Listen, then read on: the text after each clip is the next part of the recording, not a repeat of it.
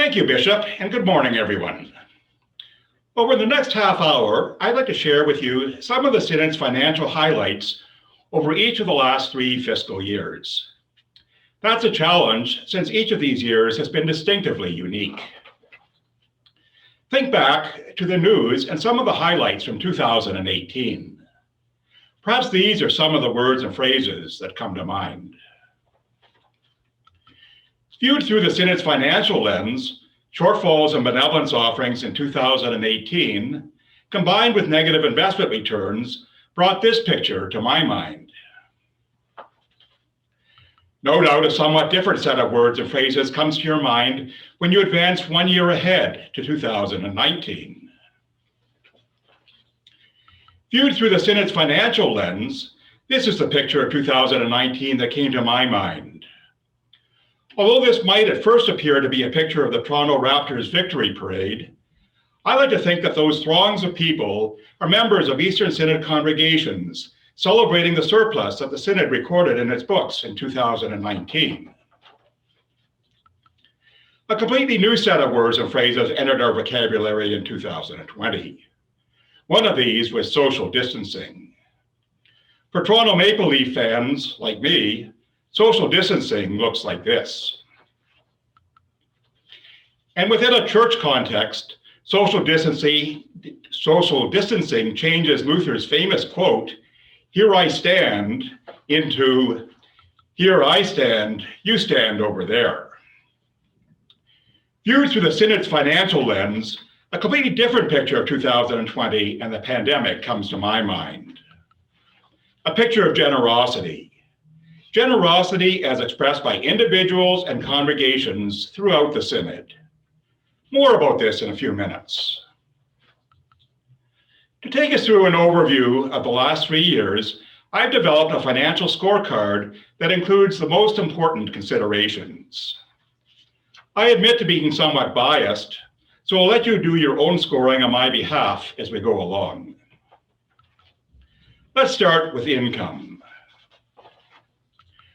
Our operating budgets were funded by a total of $7.5 million in revenue over the past 3-year period, broken down as follows: 56% from congregational benevolence offerings, 26% from grants that we received from the Evangelical Lutheran Foundation of Eastern Canada, or ELFEC for short, 7% from grants from the ELCIC National Church, and the remaining 11% from a variety of miscellaneous sources. Drilling down a little deeper and looking at congregational benevolence offerings, we see some ups and downs. Specifically, a 3% decrease in 2018, a bounce back with an increase of 3% in 2019, followed by a 7% decrease in 2020.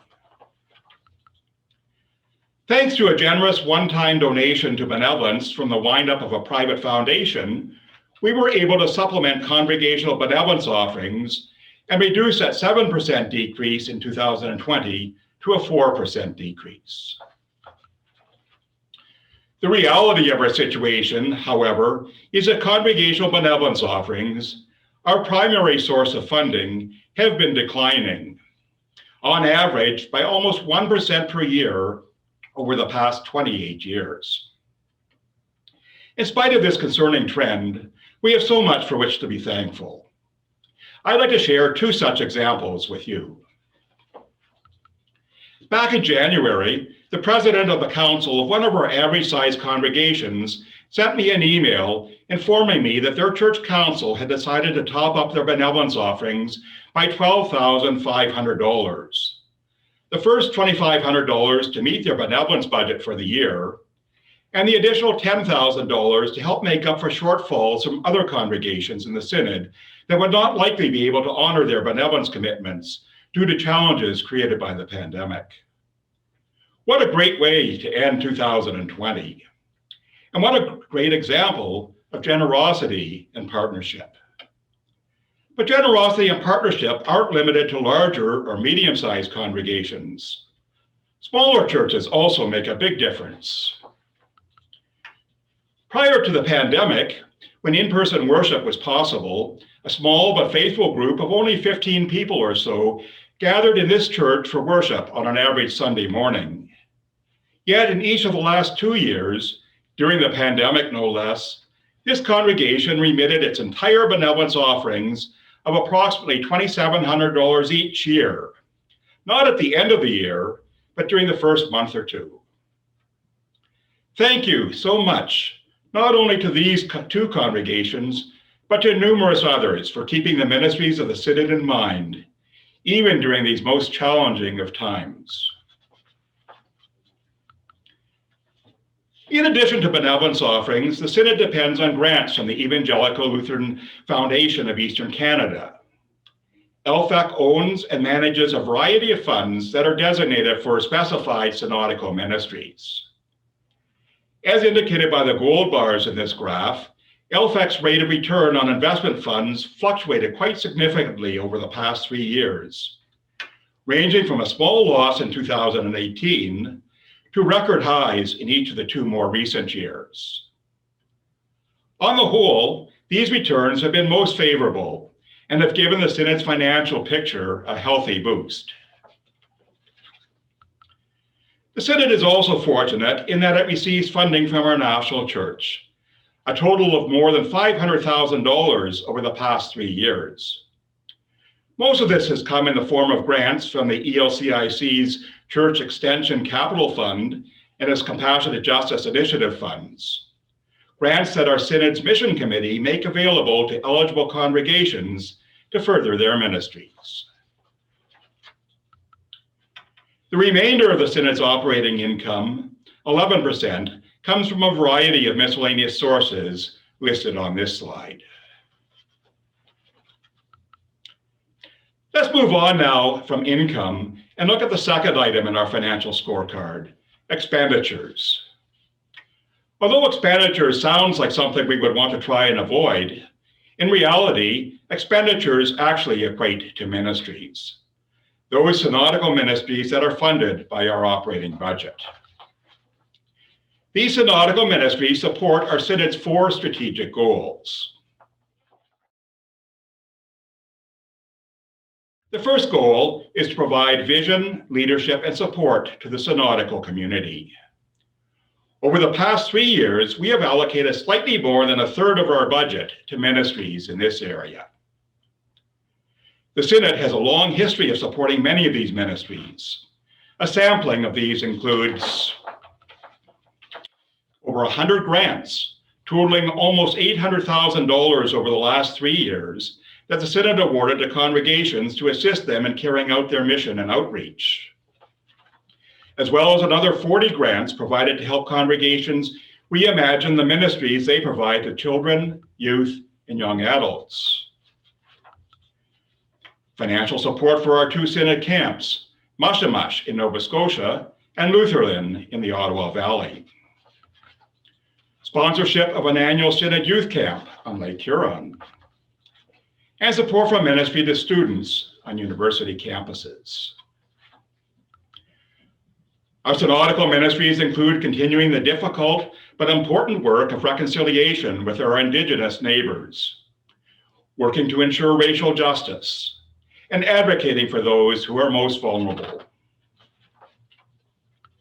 The Synod's ministry includes supporting congregations through the presence of the bishop and his assistants in worship services, during call processes, and through many of the challenges and turning points in congregational life. Although in-person visits haven't been possible over most of the past 15 months, in many ways, this ministry of presence with congregations has been able to continue virtually. Consistent with our Assembly 2021 theme, "Behold, I am doing a new thing," it's clearly evident that congregations have been doing many new things, pivoting quickly to ensure that their ministries are able to continue, even in the midst of a pandemic. The Synod has also been doing its own new things to provide leadership through this journey. New things such as establishing a task force that created a library of virtual worship and other resources for congregations to use and to share with each other. And that has been providing advice to congregations so that they are able to return safely to in-person worship. The Synod, along with the National Church, has been providing much needed relief to rostered ministers by providing recorded sermons during the summer months and on special occasions. Recognizing that congregations have needed to pivot quickly and unexpectedly from in-person to virtual worship, the Synod established a fund consisting of over $40,000 available to congregations in the form of grants to subsidize their newfound need to acquire technology, such as cameras and computers, for live streaming worship services. Further support has been provided to church councils in the form of resources on how to hold virtual congregational meetings. And through an initiative that I, along with other Synod treasurers across the ELCIC, spearheaded, identifying and communicating a variety of alternate giving methods that congregations could implement to ensure that their offerings from members would continue during those times when in-person worship and dropping an envelope on the offering plate aren't possible. When we met together 3 years ago, I showed you these pictures of St. Paul's Bridgeport, a small congregation that was no longer able to afford to maintain their church building, and that has started down the path of forming partnerships to extend their mission outreach and to improve their prospects for longer-term financial sustainability. Let's fast forward 3 years to today. The building that you see on this slide has since been replaced by this nearly completed new structure on the same site, a building that will include 45 affordable living units, as well as flexible worship and meeting space for the congregation, along with a longer financial runway. 6 other congregations are currently working with the Synod and are in various stages of exploring similar types of opportunities for their property. Behold, through the ministries that we fund through our Synod budget, God is doing some new things. This brings us to the Synod's second goal, develop capable leaders, representing 27% of the budget. Speaking of developing leaders, do you recognize this young fellow in this picture? Look at the capable leader that he's developed into. Much of our formal leadership training and development occurs at one of our sister organizations, Martin Luther University College in Waterloo. Over the past 3 years, the Synod has provided operating grants totaling almost $1 million to this institution, an integral part of its revenue stream. Martin Luther University College is vital not only to the church, but also to the community, for the leaders that it develops through the programs and degrees that it offers. 5 years ago, as a Synod, we made a $1 million commitment over a 4-year period, over and above our annual operating grants, in support of the seminary's capital campaign for building renewal and modernization. I'm very pleased to report this morning that we have now met this commitment in full. Another financial milestone occurred in late 2019 when Reverend Dr. Mark Harris, who at the time was serving as Principal Dean of Martin Luther University College, presented me with a check for $250,000 to repay a loan that the Synod provided back in 2006, during times when Waterloo Lutheran Seminary, as it was then known, was experiencing significant financial challenges. In addition to supporting the institution itself, the Synod also provides financial support in the form of bursaries to seminary students, as well as funding for internship placements. Pictured here is Bethan Relay Johns, a member of Peace Lutheran Church in Pickering, and in her second year of seminary, a recipient of one of these bursaries in 2020. Following ordination, the wider church provides a number of ongoing support and educational opportunities, including an ELCIC-wide workshop for newly ordained, who are just starting to experience parish ministry, as well as synodical transitions events for those rostered ministers who have recently accepted a call to serve in a new setting. Ongoing leadership development opportunities for lay people include church council workshops facilitated by Synod staff, and workshops designed for treasurers and others who are involved in church finances. Over the past year, the ELCIC and Synod treasurers produced a series of 9 communications to help congregational leaders navigate the complexities of various financial assistance programs, including wage subsidies, that the federal government has been offering to congregations during the pandemic. Do you still remember what a normal year looked like? In a normal year, Bishop Price made in-person visits to each of the 17 ministry areas across the Synod to meet with and support rostered and other leaders in these ministry areas. Although travel and in-person meetings haven't been possible during the pandemic, similar gatherings held over Zoom have become even more frequent, providing much needed and appreciated opportunities for check-ins, mutual support, and idea generation.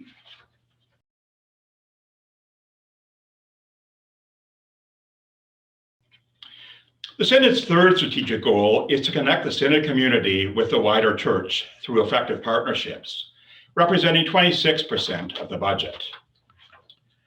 The Eastern Synod relies on a vast network of partners to carry out our ministries. Through these partners, we are part of not only a Canadian-wide church, but a global church. Sometimes our partnerships are so intertwined that it's difficult to determine which partner is really funding and carrying out ministry. But who really cares as long as effective ministry is being accomplished? Our primary partner is our national church, the Evangelical Lutheran Church in Canada. Over the previous 3-year period, as a Synod, we've made gifts totaling more than $1.3 million in support of ELCIC ministries, including almost $1.2 million in Synod benevolence. Over and above our Synod benevolence, in accordance with a synodical policy, we designate 10% of all of the undesignated gifts and bequests that we receive to the wider church, accounting for an additional $60,000 over the past 3-year period. We also enjoy mutually beneficial relationships and a journey of accompaniment with 2 global mission companions. In 2018, our Synod Vice Chair, Lori Knott, was one of the participants in a consultation with our companion church in Guyana. And last year, the Eastern Synod made a $10,000 donation to the Evangelical Lutheran Church in Jordan and the Holy Land's COVID-19 appeal. Much closer to home, one of our partners is Lutheran Homes Kitchener-Waterloo, an organization that operates a long-term care home and a retirement facility. This past December, Synod Council voted to express its appreciation for the exceptional services that Lutheran Homes KW's frontline workers have been providing during the pandemic by donating a $100 Christmas gift card to each of the 300 full-time and part-time employees. Rounding things out, our 4th strategic goal, Live as a Healthy Synod, accounts for the final 13% of our budget. Living as a healthy Synod requires effective communication. For several years now, our communication budget has supported a monthly electronic newsletter, a second newsletter that is designed specifically for congregational leaders, and funding for the ELCIC's national magazine, the Canada Lutheran, as well as our website and social media presence through Twitter, Facebook, YouTube, and other apps. Living as a healthy Synod requires effective governance. Governance that is carried out in person or virtually in assemblies such as this one, and through meetings and actions of Synod Council that occur in between assemblies. Living as a healthy Synod requires capable office staff to carry out all of the day-to-day administrative tasks. With everyone working mostly from home right now, it wasn't possible for me to take a group picture as I've usually done in previous years. Fortunately, no one sent me a picture of them working from home in their pajamas or sweatpants. Although time doesn't permit me to introduce all of these people to you, I would like to single out Sue Heimpel on the left. Sue will be retiring in a couple of weeks after serving as an accounting assistant for the past 8 years or so. Danielle Larseneau on the right recently joined our staff as Sue's replacement. Welcome, Danielle, and all the best to you, Sue, in your retirement. You probably recognize some of the faces in this picture. Bishop Price and his 3 assistants, along with Kim Marcy, who serves as Director of Finance and Administration. That's a relatively recent change to our organizational structure and another example of doing a new thing. Finally, living as a healthy synod requires adequate office space, infrastructure, and supplies. I should mention that although I included synod office staff and our office space under the 4th goal of living as a healthy synod, these services and associated costs are actually shared by all 4 goals. That brings us to the end of our look at expenditures. Hopefully this section has provided you with a very quick glimpse into how our various operating fund expenditures support our synodical ministries and our 4 key strategic goals. Let's move on then and look at the difference between our income and expenditures, otherwise known as a surplus or deficit situation. As a registered charity, our objective is not to accumulate huge surpluses and hopefully not to incur massive deficits, but rather to break even. On the whole, we've been quite successful managing this balance.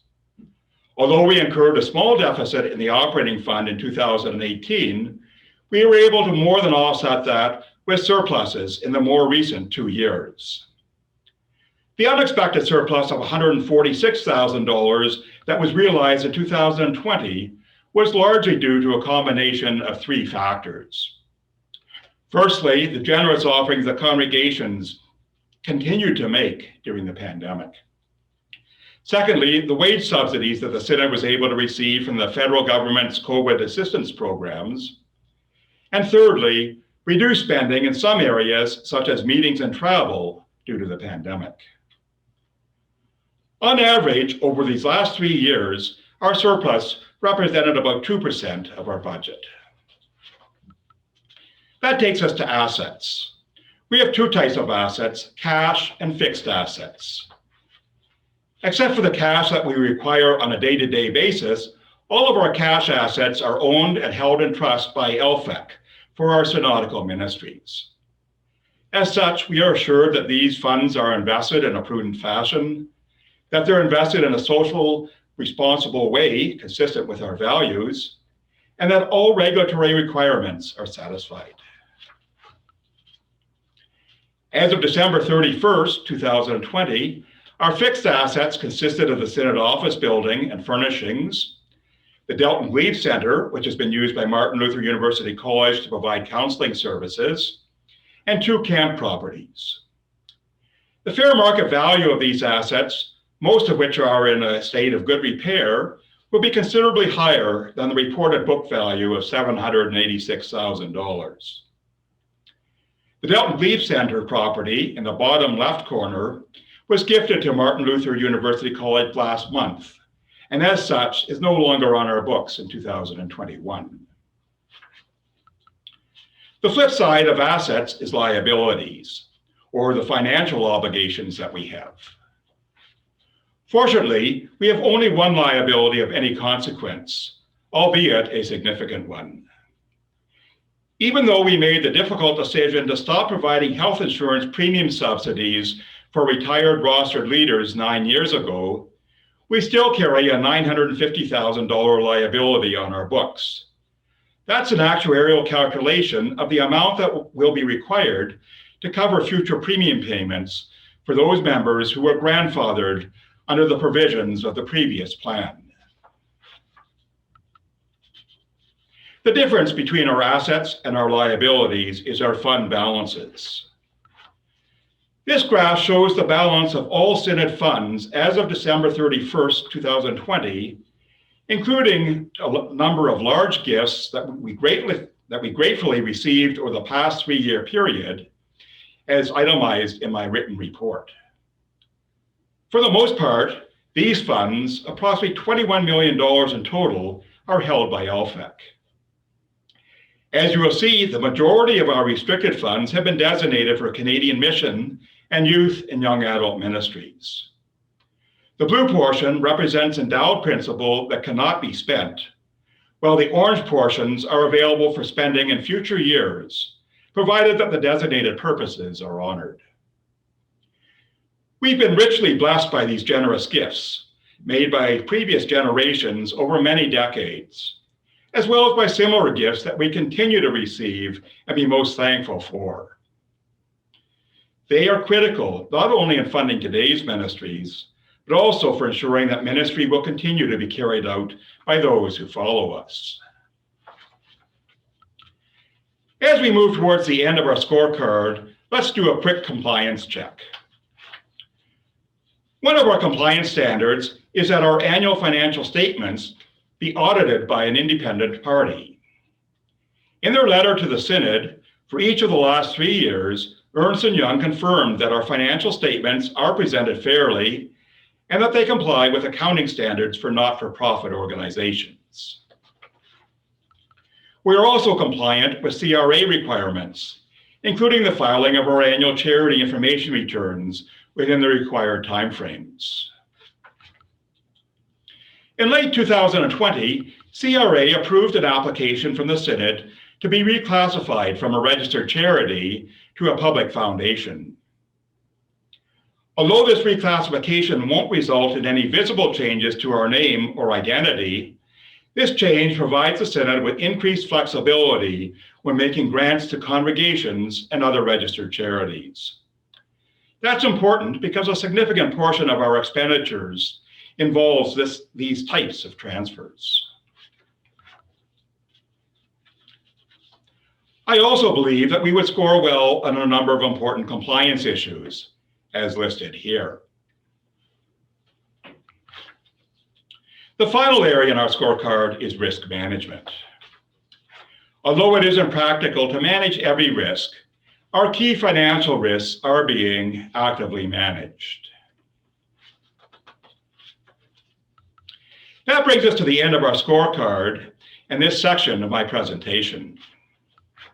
What rating would you assign to the Synod's financial scorecard for the past 3 years? Green, yellow, or red? Before concluding, I'd like to take a minute to set the stage for tomorrow's budget discussion. You may remember this slide from earlier in my presentation. Since the early 1990s, the Synod has experienced a slow but steady decline in annual congregational benevolence offerings. The past year has introduced an additional potential concern. We don't know what the longer-term impact the pandemic might have on finances in individual congregations, and hence on the Synod's benevolence income. With these concerns in mind, Synod Council undertook an even more rigorous review of the budget setting process and budgetary allocations than would normally be the case. This process involved developing a number of principles to help us make budgetary decisions, identifying those ministries that are becoming of increasing importance to us as a Synod, as well as those that may have slipped somewhat in priority, and then recommending the corresponding funding adjustments. Even though for the most part, the budgets that Synod Council will be recommending to you aren't drastically different from those of previous years, this has been, in my opinion, a most worthwhile process, ensuring that an appropriate degree of diligence has been applied to these important budgetary decisions. We'll take a look at a revised budget for 2021 and budgets for 2022 to 2024 tomorrow. I look forward to being with you then and leading you through the budgetary process. Thank you.